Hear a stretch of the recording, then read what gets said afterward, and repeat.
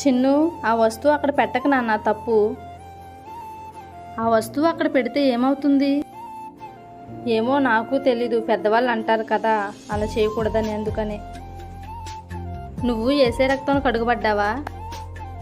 అవును, యేసే రక్తంలో కడుగబడ్డాను.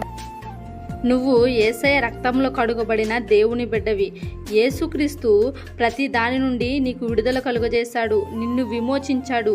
అలాంటి నువ్వు ఇప్పుడు అది చేయకూడదు, ఇది చేయకూడదు అంటే యేసయ్య చాలా బాధపడతాడు. ఒక్క విషయం గుర్తుంచుకో, అలాంటివేమీ ఉండవు. అలాంటి వాటి వల్ల ఎలాంటి అపాయము రాదు. నువ్వు వాస్తవిక విశ్వాసిగా ఉండు, వాస్తుల విశ్వాసిగా ఉండకు. కానీ చాలామంది క్రైస్తవులలో ఇలాంటి ఆచారాలు ఉన్నాయి కదా.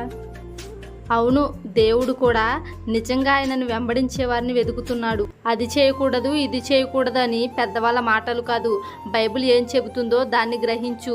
మన యేసయ్య రక్షించేవాడు అనే విషయాన్ని గుర్తుంచుకో. నేను రక్షింపబడి కూడా ఇలాంటి ఆచారాలు పట్టుకొని నా ఆత్మీయ జీవితంలో ముందుకు వెళ్ళలేకపోతున్నాను.